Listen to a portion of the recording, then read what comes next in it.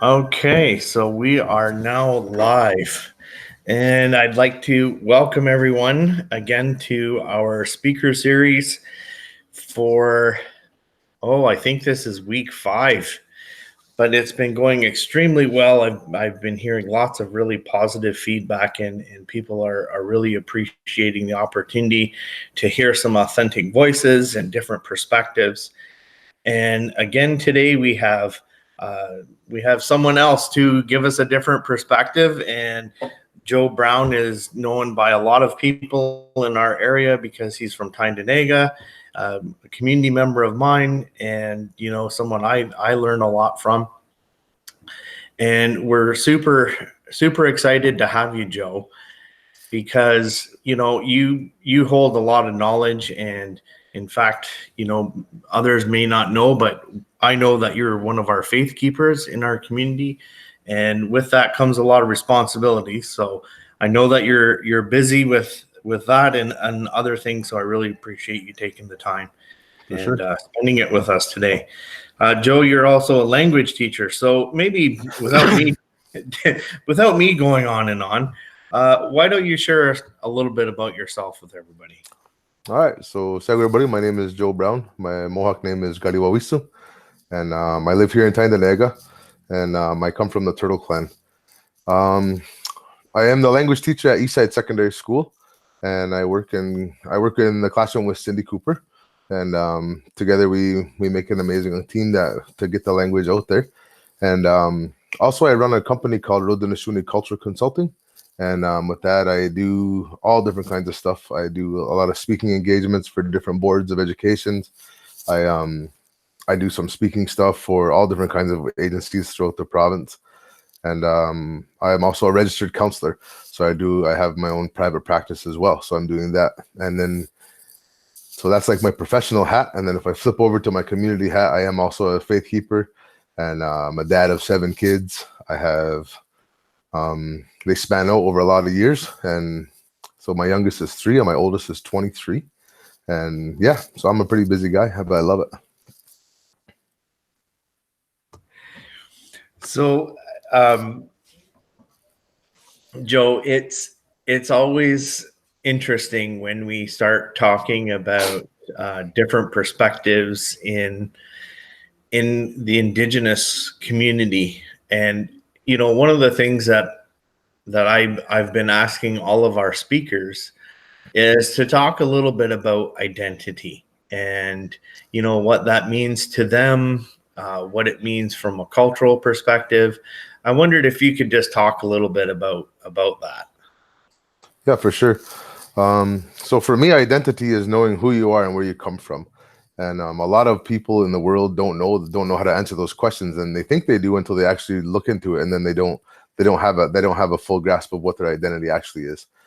In my work here, a lot of my work is surrounding identity with the youth, and we could talk about kids who live on territory, kids who live off territory, but even the kids who live here in the territory struggle with that identity piece.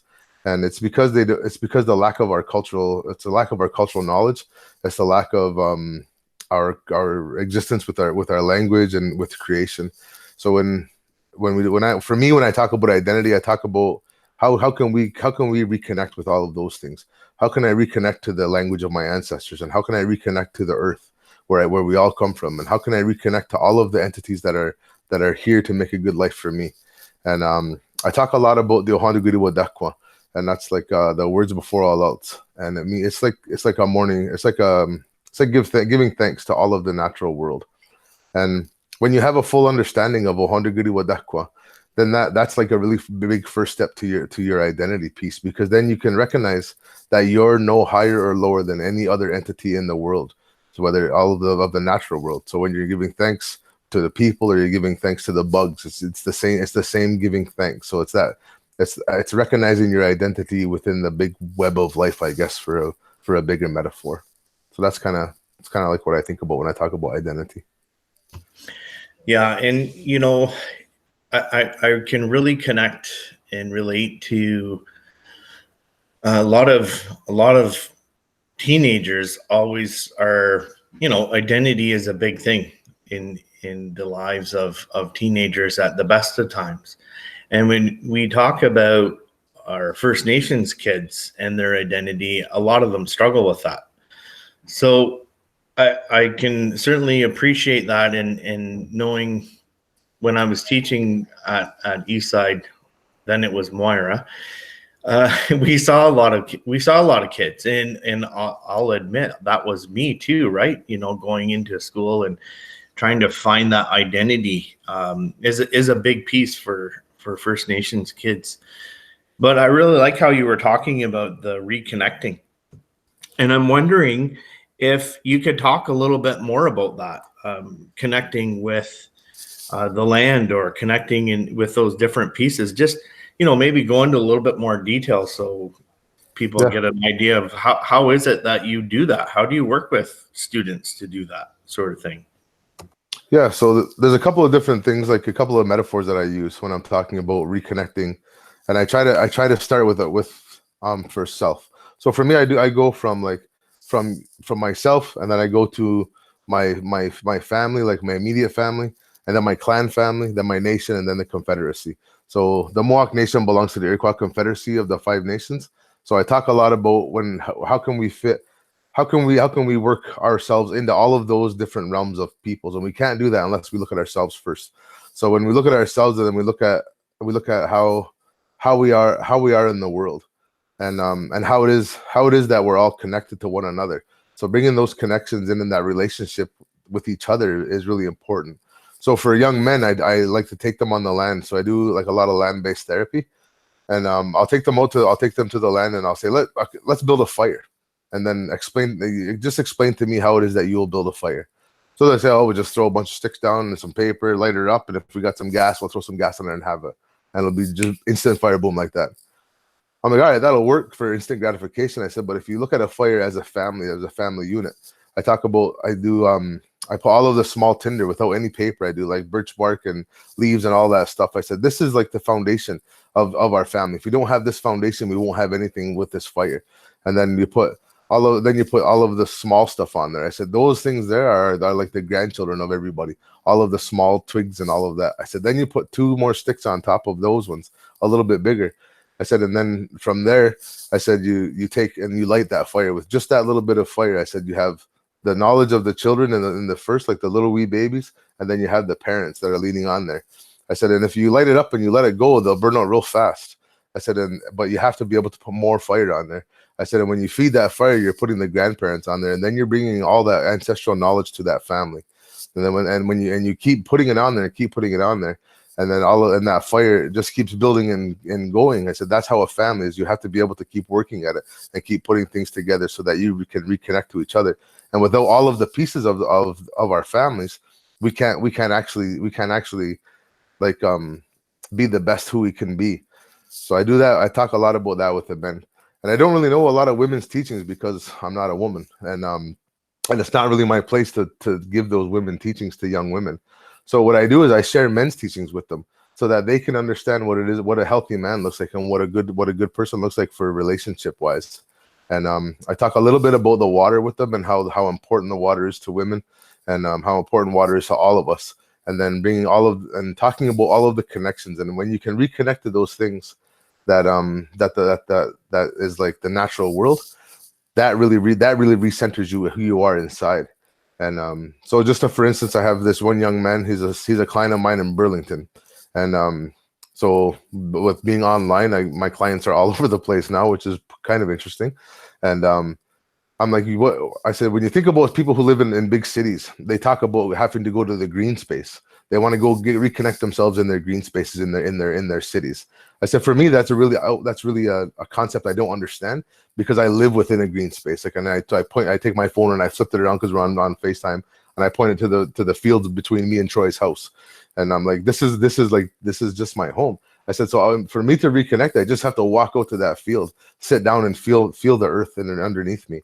I said, but for you, I said, you can just go back and lean back on a tree. I said, and then feel the roots of that tree, and then feel yourself grounding yourself to those things, and really connecting yourself to that root system of that tree. I said, because if you can do that and allow yourself to, like, I guess, meditate or or really get into a space of feeling that groundedness. That's what's going to recenter you and bring you back to creation. So those are just some of the things that I talk about when I'm talking about recentering and getting that full identity of being an Ungwengwe person. Yeah, that's so good. And a lot of people don't realize, or may not realize, that a lot of these things come from our teachings, that they come from our stories of, even within the creation story. I know, when you were talking about the fire, and as a metaphor, it is a metaphor to families. It's something that's super important for young men to learn about relationships. And I love the fact that you were talking about, the need to work at it. A fire just doesn't keep going all by itself. It's those it's like a relationship. You have to keep working on it.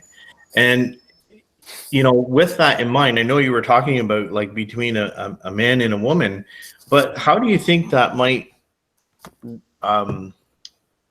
relate to when we're talking about relationships between First Nations and non-Indigenous people? Yeah, it can work with whatever relationship we want to talk about.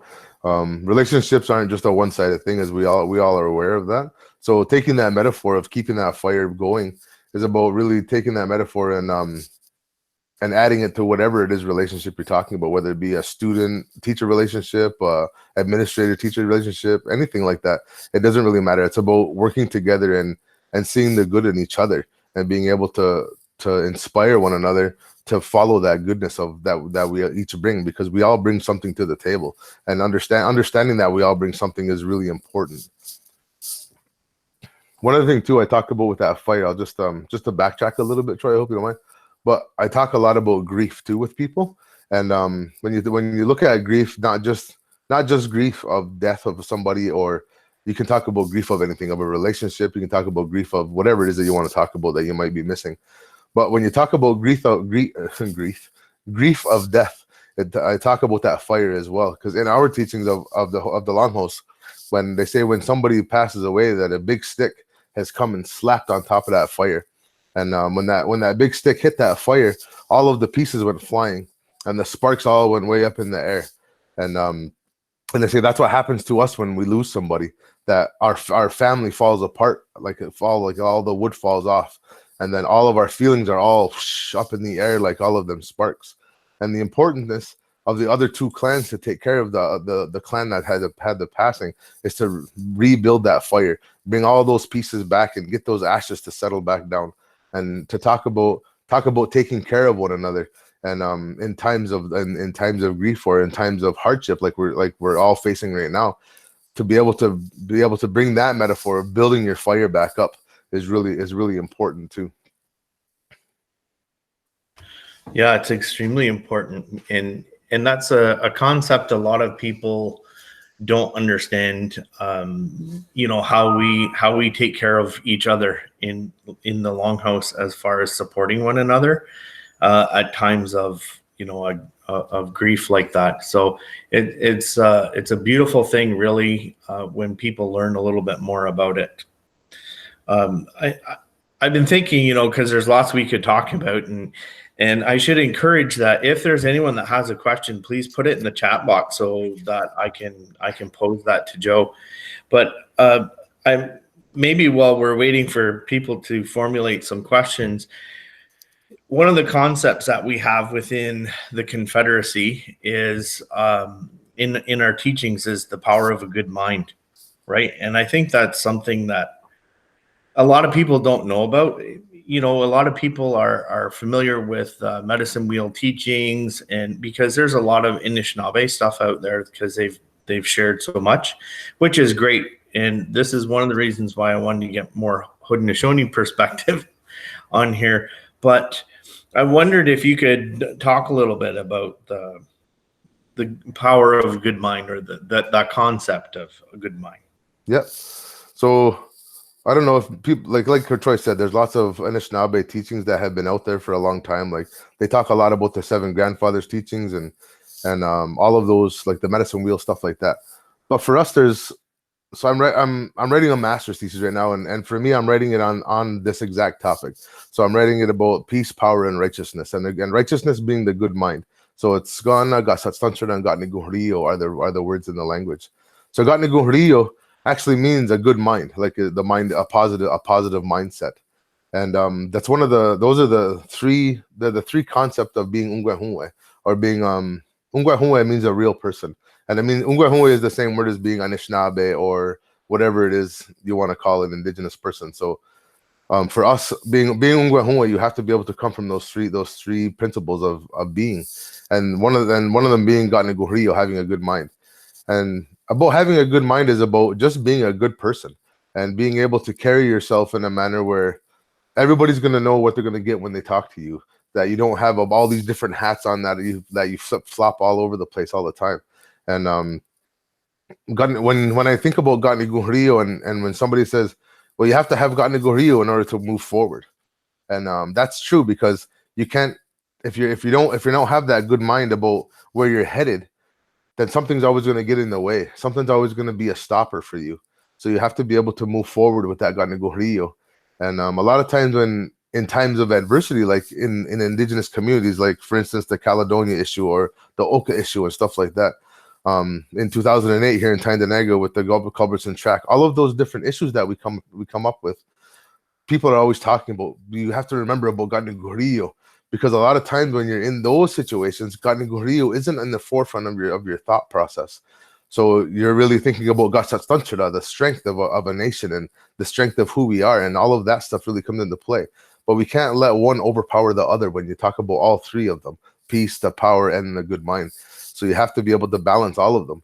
And in order to do that, you sometimes and a lot of times you have to be reminded about Gatneguhrio, because it's not easy to have that.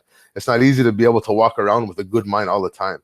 And it really hasn't been easy in the last 2 months to be able to think about Gatneguhrio when you're stuck at home or you can't do the things that you want to do. And to remind ourselves, we need to go back out to that land and sit there and just be thankful for the things that we do have and the things that we can do, instead of thinking about all of the things we don't have or all of the things that's impossible to take place right now. So that's really my thoughts on Gatneguhrio. Yeah, and it's so true. And quite often I've shared that one of the first things that we need to do, learn this from Tom Porter a long time ago, is that when we first wake up, before our feet even touch the ground, we're supposed to give thanks, right? So, this morning the window was open, I heard the birds chirping and the sun shining, and it was one of those reminders that, wow, we are really fortunate, even in all this tough time. We are really fortunate to be able to be safe and healthy for the most part. I think everyone has been pretty good in our area, which is really, really good. Yeah. I think about balance when you talked about balance, and so much of our culture is about balance. When we think of the creation story, when we think of water, when we think of fire, you talked about the fire and how that's kind of the men's side of things, and the water is the women's side of things. That is a common thing that we have with the Anishinaabe, because I know some of their teachings too are similar to that. But I wondered if you wanted to talk a little bit more about balance and how that relates to other things too. Okay. So we could go back to creation story, and in the Iroquois creation story, a really, really, really, really condensed version is a woman fell from sky and she got pregnant and had a couple of kids, and they created everything. And them couple of kids were twins. And so they say that there was one twin, and talks about like the good twin, the good-minded twin, and the bad-minded twin, or the not so good-minded twin, or the good-minded twin, whatever you want to do. You can say it however you like. But one of name was Sawiskara, and the other one's name was Karihwawihson. Karihwawihson means the holder of the heavens, or the holder of the skies. And Sawiskara means like if you have really scaly skin, like that's what that means. So those two things, they created the earth. Those two beings in our creation story, those two people went along and they created all of the things that we see. So they say that Karihwawihson, the good twin, he created all of the beauty of the world. And so like for instance, he created really nice rivers and like really calm waters, beautiful flowers, all of those sort of things that he created. And then his brother, who was jealous of him, he wanted to create things too, so he would come along and try to create the water as well. But he ended up making really fast and treacherous rapids, or like he would come behind the rose, and he ended up messing it up and putting thorns on it, and that kind of stuff. So that really talks to the balance of the good and the bad. And they say that even inside us, we have that good and the bad inside us, and it's what one we're gonna feed. And there's a bunch of teachings around that. They talk about a two-headed snake, or they talk about what wolf you want to feed inside your body. And if you feed the evil wolf a lot more, then that's the one that you're going to go towards, or vice versa. So you really have to be able to feed both of them. You really have to be able to do a little bit of gossiping and then be able to not do a little bit of gossiping. Like, you have to be able to really hold both sides like that. And in order to hold that ganigurio and that skana, that peace and that righteousness, in order to hold those things together. When we talk about balance in the longhouse, it's about duality. I think that's a word. So yeah, we have to do it like both sides of the house does things. So in the longhouse is split up in clans. So on the north side of the longhouse runs east-west. There's a woman's door on the west and a men's door on the east. So the women come in one door, the men come in the other. We break up as nucleus families. So for instance, if we were to come to the longhouse as a family, so me, my wife, and my 3 sons, and my first wife was a Bear Clan. I had 3 children with her and 3 sons, so they follow the clan of their mother, so they're all Bear Clan. So we come to the longhouse, and their mom would go to the women's door and walk and go sit on the southwest side of the longhouse with the Bear Clan women. Me and my sons would walk in the men's door, and I would go to the north side and sit with the Turtle Clan men, and my boys would go to the southwest side or southeast side and sit with the Bear Clan. So we split up, and then we enter into our clan families in that situation. And then when we're in there, everything that's said is said twice. So I'm a speaker at the longhouse. Troy and myself said that I was a faith keeper there. So I'm one of the speakers at the longhouse. And whenever I stand up and I say something there, so say I do the opening, and I sit back down, the speaker on the other side of the house is going to stand up, and he's gonna acknowledge the words that I said, and that he's going to say that those are really good words, and we're really pleased that we have an opportunity to have Karihwawihson be able to say those words. And then they would give their own thanks back. And then I would stand up and I would announce the events of the day. He would stand up and he would reiterate everything that I said. So it's very much back and forth like that, of a dualic situation. And when it comes to our political system, it's really important, because our political system, it runs on everybody has to agree. So there's no voting in our system that we do where everybody agrees with each other. And sometimes one issue can be talked about for days on end. And as long as it's moving forward with that ganigurio, it's always being allowed to be spoke about. But until the time where it becomes like dust on a fire, then they say that they'll bring out some stuff and they'll wipe the dust away. That means that they'll scoot that issue off to the side because we can't come to an agreement. And if it's something that's so important that has to be agreed upon, then the clan who's not agreeing really has to bend a little bit in order to come to some sort of agreement for that. So when we talk about our dualic system, it's very much alive. It's very much intact today in 2020 as it was in 1,000 years ago. It's exactly the same as it was.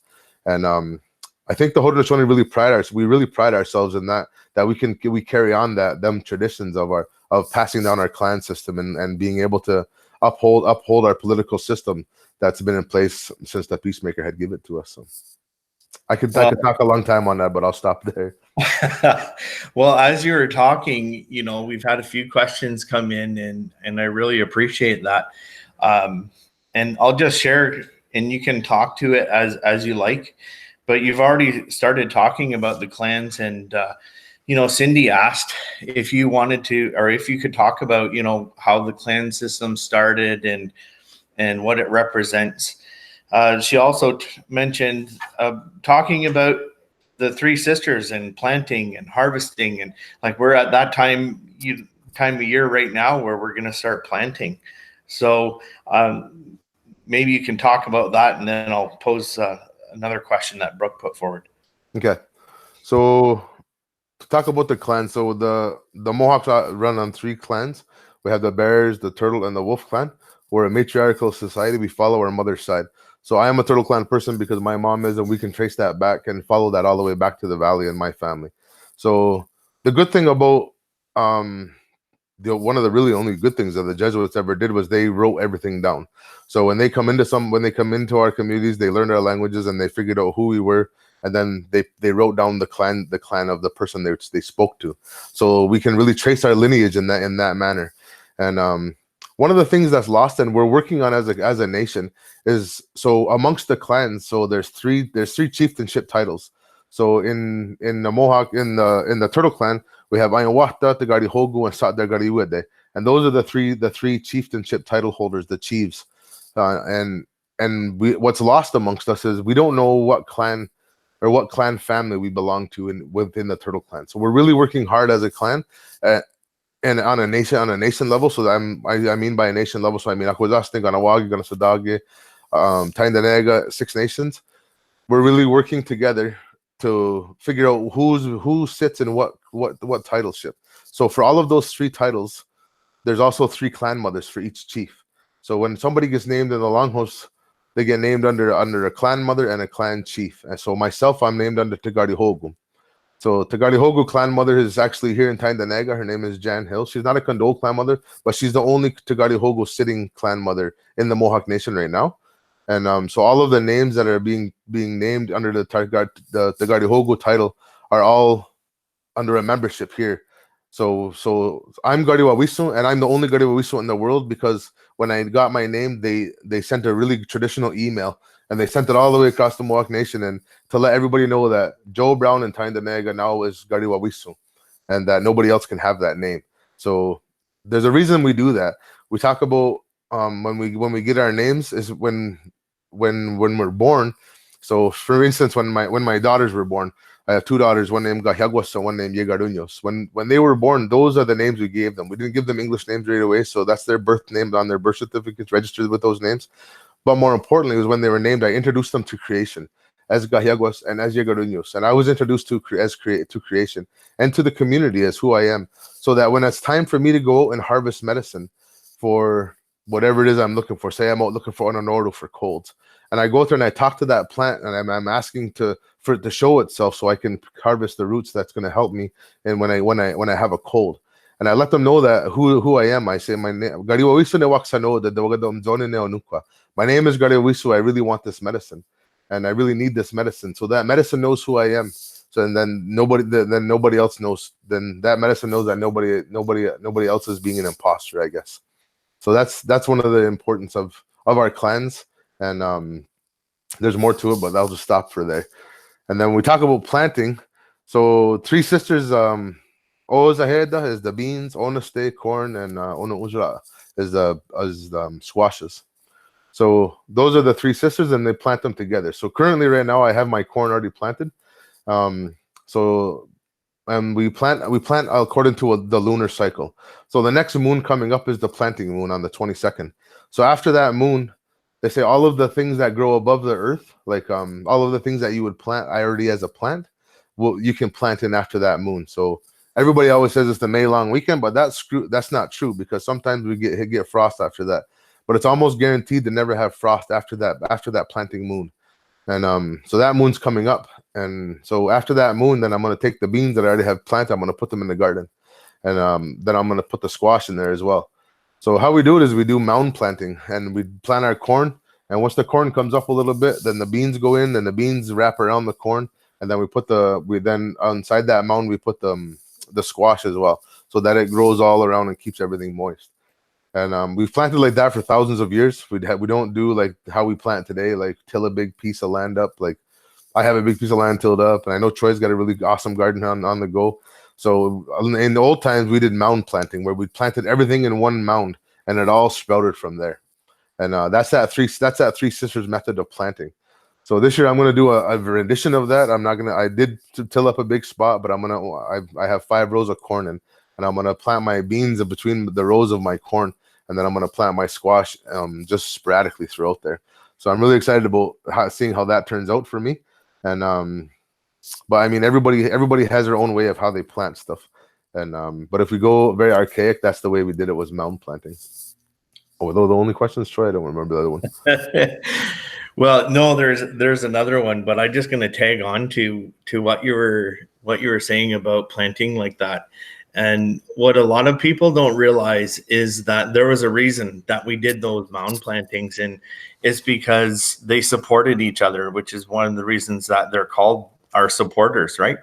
Um, but the beans, they actually take nitrogen out of the air and put it into the ground, which is what the corn needs, right, to help grow. And then the squash provides that, because they have big broad leaves, they provide shade for the earth, so it doesn't dry out so fast. But the other interesting thing about the squash is, a lot of people will know they have like little prickly things on the vines. Well, that deters the raccoons, because the raccoons like your corn, right? So that they don't like those things on their feet, so that can help prevent some of the from the little bandits coming to get your corn. So so you might have to put a few squash in between the rows too. I don't know. Yeah, for Maybe sure. we'll see. I think that's what I'm going to do. The other question, Joe, that was put forward, Brooke put it forward. It's a great question, and she said, "I learned that water is an important part of your culture. How do you feel about other First Nations not having access to clean and safe drinking water?" I feel like everybody else feels. It's ridiculous. In this day and age, there should be no community in the world that shouldn't be able to have access to clean drinking water, I believe. And it's really just another form of being oppressed. Really, it's all it is there's no reason why we can't do that. I mean, if you think about the money that was shipped out in the last 8 weeks to all of the people in the country, it's amazing how the government stepped up with the CERB payments, and how they stepped up to help individual small businesses and all that. So to tell me that it's impossible to get clean water to Attawapiskat or to Wapakika or any of those other places where they're just ripping stuff from their traditional ancestral territories. Like Attawapiskat sits on top of one of the largest De Beers mining camps in the world. They're just taking diamonds like crazy, but they can't have a drink of water without worrying about something. Or like if you go a little bit farther, where they're just like up in, I don't even know, like it's ridiculous. I just feel it's ridiculous. I'll just leave it at that. Yeah, no, I totally agree, and I think most people on the call would agree with that sentiment as well, for sure. Yeah, there's one other thing too about the planting stuff. I just thought about. So beans are really cool things, and what Troy talks about them putting the nitrogen into the earth is really awesome. What most non-indigenous people don't understand is that there's the variety of beans that are out there they're in the hundreds, maybe even in the thousands of different kind of beans. But every single indigenous Haudenosaunee community has their own rendition of beans. So for us here in Tyendinaga, we have a bean called the potato bean, and it's like a white kidney bean, but it gets bigger as it gets to water. And if I was to go to like Tonawanda, or if I was to go anywhere in the Seneca Nation or anywhere in the Cayuga Nation, those beans are actually called the Deserano beans. So they call them the beans from the little town right next to us. But Deserano is actually was the founding chief, the founding war chief that founded Tyendinaga. His name was John Deseruchu, and Deseruchu is the name of Deserano. It's just a bastardization version of the word. But so what's really cool about beans is that we have so many, and I've actually got my hands on 2 varieties of Deserano beans. I have some that are called potato beans, and I have the Dwayne Baptiste beans. And Dwayne Baptiste is a guy who's from Tyendinaga, and he has his own rendition of beans, and they've been around for a long time. So I'm going to plant both those, and I'm also going to plant cornbread beans. So cornbread, in a traditional sense, is made from white flour corn ground up and made into like a pastry ball, and then you put beans in it, and then you boil that bread. So you make a little puck, you drop it in boiling water. When it floats, it's cooked. But there's a bean specifically for that bread, and they're called Nigasa Het Doda. And that Nigasa Het Doda bean is like a black and red sparkly bean that goes just specifically for cornbread. So I'm gonna plant some of those this year too. So I'm really excited. Oh, that's good. And just FYI, it tastes really good when you dip it in maple syrup. Oh yeah, fry it in coconut oil. No, another, we have lots and lots we can talk about, and I'm glad that you brought up uh, the name of our area here, as a lot of people even will say, "Oh, you're from Deserano." Well, no, not really. But then we have to explain where that name came from. Yeah. So a lot of people don't realize that, and the other thing a lot of people don't realize is the historical significance that this place has. That where we live here, it's known as the birthplace of the Peacemaker. And I wondered if you wanted to talk a little bit about that just before we wrap up here, Joe. Okay. So the Peacemaker, they have a couple different names for him. So some people who believe in the Gaiwio, the handsome lake code, say they should never say his name. That his name is so sacred, it should never be said unless you're going to call him back. Now, to me, that's just a very Christianized way of thinking. So I don't have no problem saying his name. His name was Daganawida, and Daganawida was born here in Tyndonega as a Huron. So Tyndonega has only been here since 1784 is when the Mohawks landed in Tyndonega, but this was like the part of the beaver bowl hunting ground.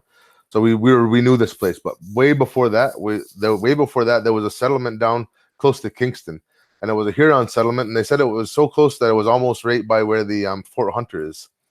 And back in the days of when the Ganawida was before he was born, that his grandmother, and his mother lived in this Huron village down by Kingston. And war was so prevalent back then, they call it the dark and troubled times. It's a lot of times it's when they talk about cannibalism was the normality of the time. So this woman took her daughter and flew and fled from where they lived down there in Kingston and came here to Yonusadagahti. And if you ever come to Tyndonega and go down by the airport, so we have an airport school here. And if you go down there, you'll see a hill between the airport and the Bay of Quinte. And that hill is called Yonusadagahti, the sacred hill or the holy hill. And it's also called Eagle Hill in Mohawk, or in English, I mean. And they say that's where the Peacemaker was born, was on top of Yonusadagahti, and that his mother and his daughter was there. But they said that his daughter, that he was born of immaculate conception. There was no actual physical father for him. And when he came to this earth, he grew really fast. But when he came here, his grandmother was so ashamed of his daughter that she wouldn't tell you who the father was, that she tried to kill that baby 3 different times. And one time she tried to throw him under the ice, and then she tried to bury him in the snow, and she tried to burn him in a fire. And each time she tried to kill that baby, she'd come back and that baby would be in the mother's arms. And then finally on the 3rd time she had a dream, and they said that the creator came to her and said that baby, stop trying to hurt that baby, that baby has a really big job here on earth, and that he's gonna do really great things. So leave him alone and let him do that. So she believed that dream and left that baby alone. And then they said that he grew really fast. He grew faster than a normal child would grow, and in no time at all he was an adult. And he had dug himself out a stone canoe. And they said that the stone was made of a white stone that was porous, and that stone could float. And they said that when it was time for him to go, he put his canoe in down by a place called Popple Island here in Tyndonega, and it's just over close to where it's in the Telegraph Narrows area. And they said that when he took off, he said that he was going to go to the South Shore to the Warring Nations, and he was Skaranahawi. They said that's what some of the people call him, and he carries peace. He said that he had a peaceful message for these people. So he put himself in there, and they said that when he took off, when he struck his paddle in the water, he made the water move so fast that water will never freeze. And then he took off, and they said that when he got going, his canoe actually come up out of the water, and he was floating, and that he was just nicking the water a little bit with his paddle. And today, if you come to Tyndonega in the wintertime, and you go and look at the Telegraph Narrows, you can see a small little spot in the bay that goes like this. And they said that spot never really freezes, and if it does, it just gets a light skim of ice over it. Like you'll never see anybody ice fish out there. But they said that's the path that the Peacemaker took when he took off from here. And he went to the South Shore of Lake Ontario, and he come across this woman, and he said, he told him who he was and what he was doing, that he had a message of peace, and that he wanted to talk to the most fierce people that were down here. And so she sent him to the Mohawks.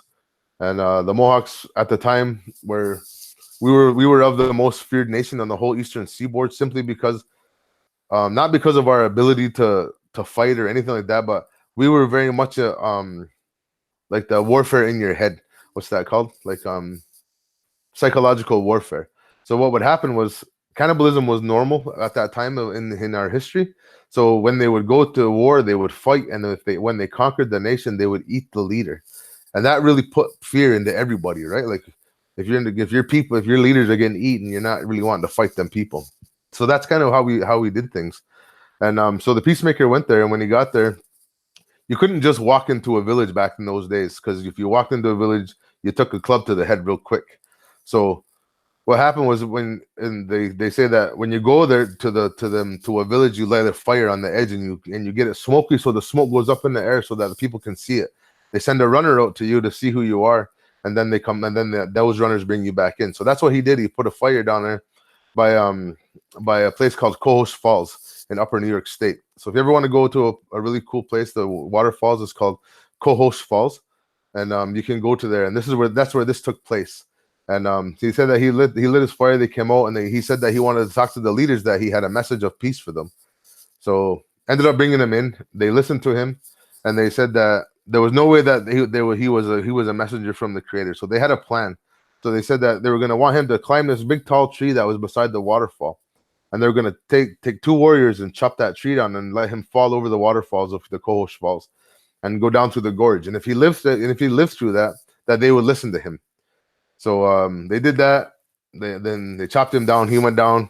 He never appeared. So they're like, see, this guy's full of crap. He's just dead down there in the water somewhere. So they go about their day. They're a little bit sad because they really did want to believe him, but they couldn't just accept that. So the next day, the same thing happened. There was smoke along the edge of the thing, and they go, and then the Ganawida was sitting there. So that's how they got. That's the short story. That's a short version of the story of how the Mohawks came to accept the Great Law of Peace. And the Guyana.goa is what it's called in the Mohawk. Guyana.goa is that they accepted that Great Law of Peace, and then from there they went on to all the other 5 nations. Once the Mohawks accepted it, the Oneidas, the Cayugas, and the Senecas accepted it, and no problem. But there was one nation that was not accepting it, and that was the Onondaga Nation. So the Onondaga had a guy. His name was Tadodarho, and he was like a sorcerer. So he was like somebody who could manipulate the air and manipulate the wind, and he was just strictly a cannibal. They said that he was so hideous that he had snakes had woven in his hair, and that his body was all crinkled up, and he was all like all gimpy like this here. But he lived in Onondaga Island in the Onondaga Lake down by Syracuse, New York.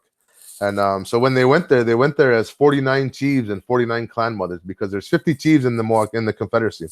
So by the time they got to him, there was 49 times 2 of them already there. So all the women and all of the men.